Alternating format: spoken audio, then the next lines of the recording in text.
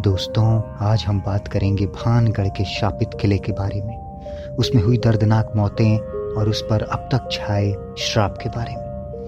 ये श्राप कितना भयंकर है, इस बात की सच्चाई पर वहाँ के लोकल निवासी और इंडियन आर्कियोलॉजिकल डिपार्टमेंट मुहर लगा चुका है। इस वीडियो के अंत तक हम आपको इस किले पर बैठे 2 श्रापों के बारे में बताएंगे, जिनमें से किसी एक की वजह से कभी रोशनी से जगमगाता और गुलजार बाजारों से आबाद किला खंडहर में बदल गया। फिर बताएंगे इन श्रापों से हुई अनहोनियों के बारे में और उन घटनाओं से मजबूर होकर भारत सरकार को क्या करना पड़ा, इस बारे में। भानगढ़ के शापित किले को मान सिंह ने, जो कि अकबर के नौरत्नों में से एक थे, अपने पुत्र माधव सिंह के लिए बनवाया था। यह किला राजस्थान के अलवर जिले में स्थित है, जो कि जयपुर से मात्र 90 किलोमीटर दूर है। किला 3 तरफ से अरावली पहाड़ों से घिरा है। इस किले में प्रवेश करने हेतु 5 द्वार हैं, पर अब केवल एक ही खुला है।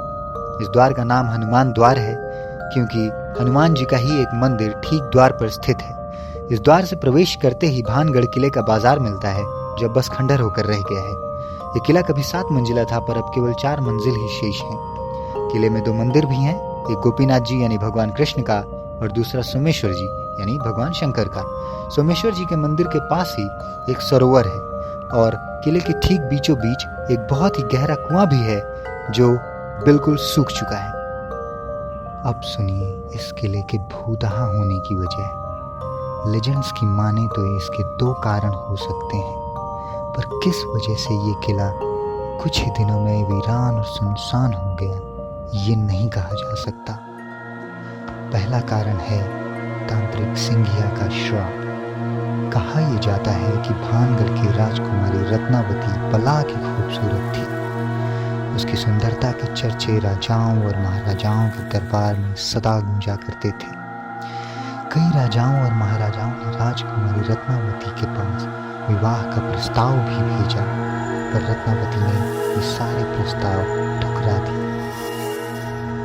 एक शाम जब रत्नावती भानगढ़ के किले में स्थित बाजार में अपनी सखियों और दासियों के साथ घूम रही थी, तभी उसे उस तांत्रिक ने देखा और देखते ही रत्नावती के रूप पर मोहित हो गया। उस शाम के बाद वो तांत्रिक बहुत बेचैन रहने लगा और रत्नावती को पाने का स्वप्न देखने लगा। उसकी काम वासना ने उसे अंधा कर दिया।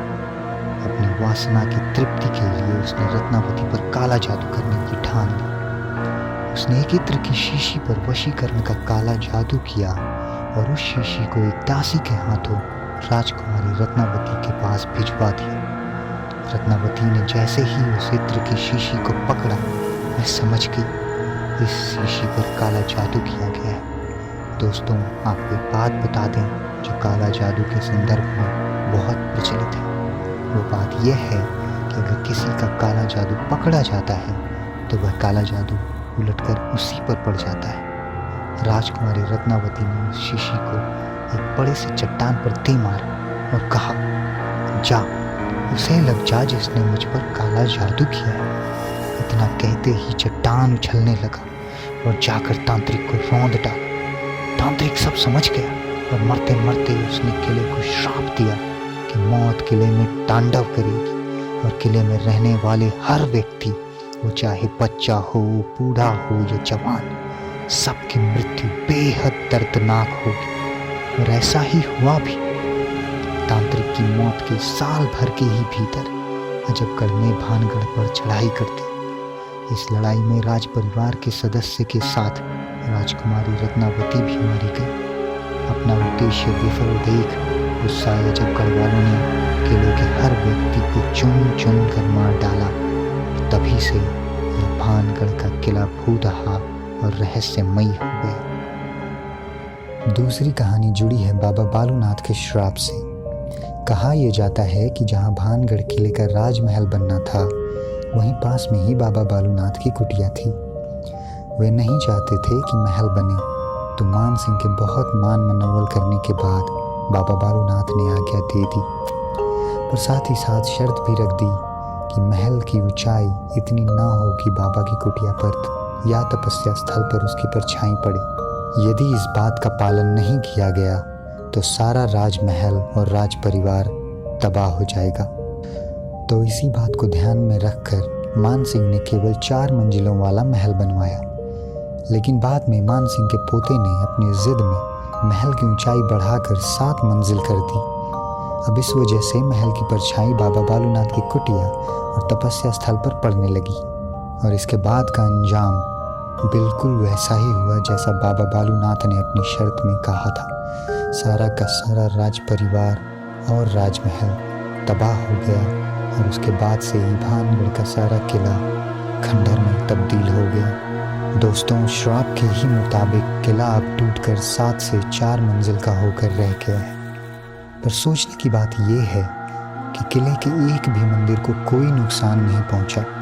इसके बाद से ही भानगढ़ एक रहस्यमय स्थान घोषित हो गया है। दोस्तों, आइए अब जानते हैं उन घटनाओं के बारे में जो इसके रहस्यमय और भूतिया होने का पुख्ता सबूत देते हैं। आसपास के गांव और वहां के लोगों की माने तो शाम ढलते ही किले के अंदर से भयानक चीखने चिल्लाने की अजीब अजीब आवाजें आने लगती हैं। कभी गलती से जो लोग रात को इसके आसपास से गुजरते हैं, उनका दावा है कि उन्हें रूहों के होने का आभास भी होता है। कहानी ये भी है कि इन सब बातों को गलत साबित करने के लिए एक बार 2 नौजवान लड़के किले के अंदर रात बिताने गए। वहाँ रात में क्या हुआ ये किसी को नहीं पता, पर सुबह जब वो दोनों नहीं लौटे तो लोगों ने छानबीन की। बहुत ढूंढने के बाद भी वे तो नहीं ही मिले, ना ही उनकी लाश, और तो और उनकी हड्डियां तक नहीं मिली। एक कहानी लड़के की भी है जो लाइट वगैरह लेकर पूरे इंतजाम के साथ किले में गया था, पर वो भी नहीं लौटा। जब उसका इंतजार कर रहे उसके 2 दोस्तों ने उसे ढूंढा तो वो किले के उसी सूखे गहरे कुएं में गिरा मिला। वो बुरी तरह जख्मी था।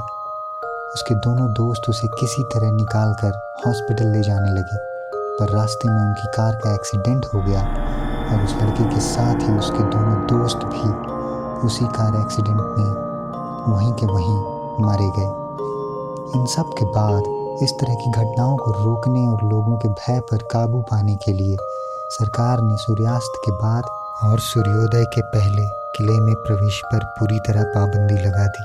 यही नहीं, सरकार ने किले के आसपास जानवरों तक को चराने से मना कर रखा है।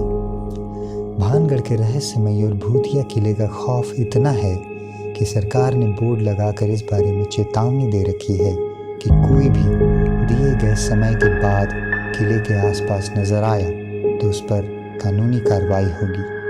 किले के आसपास सूर्यास्त के समय यहाँ पुलिस का भी पहरा रहता है। दोस्तों, इन सभी बातों से सरप्राइज होकर 2 साइंटिस्टों ने सरकार से परमिशन ली यहाँ रिसर्च करने की, ताकि इस बात का ठीक ठीक पता लगाया जा सके कि भानगढ़ का रहस्यमय किला सचमुच भूतिया है या नहीं। यहाँ हम आपको बता दें कि मॉडर्न टेक्नोलॉजी की मदद से ये पता लगाना आसान हो गया है कि किसी जगह पर कोई रूह, आत्मा या किसी और तरह की कोई सुपरनैचुरल एनर्जी या पावर है या नहीं। आइए देखते हैं उनके रिसर्च में क्या मिला। जब मयूर और रॉकी दोनों साइंटिस्ट सरकार से परमिशन लेकर किले के पास एक रात रुके तो उनके हिसाब से उनको भी वही सारे आभास हुए जिसका दावा गांव वाले करते हैं। उस सारी रात उनको भी चीखने चिल्लाने की अजीब अजीब आवाज़ें आईं। आवाज़ें कभी एकदम ज़ोर से आती फिर अचानक गायब हो जाती। सिर्फ आवाज़ें ही नहीं, उनका दावा है कि उन्होंने अलग अलग किस्म की कुछ परछाइयाँ भी देखी। वो कुछ काली कुछ सफ़ेद परछाइयाँ थीं। वो कभी अचानक उनके आसपास आ जाती फिर अचानक गायब हो जाती।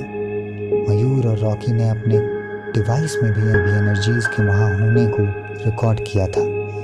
इतना ही नहीं दोस्तों, आपको बताऊं कि किले के भूतिया होने की वजह से आसपास के गांव के किसी घर पर छत नहीं है। ऐसा नहीं कि गांव वाले छत बनवाते ही नहीं, पर जब वो छत बनवाते हैं किसी न किसी वजह से उनकी छत गिर जाती है। गांव के लोग इसकी वजह भानगढ़ के श्रापित और भूतिया होने का असर मानते हैं। तो दोस्तों, ये थी कहानी भानगढ़ के रहस्यमयी और भूतिया होने की।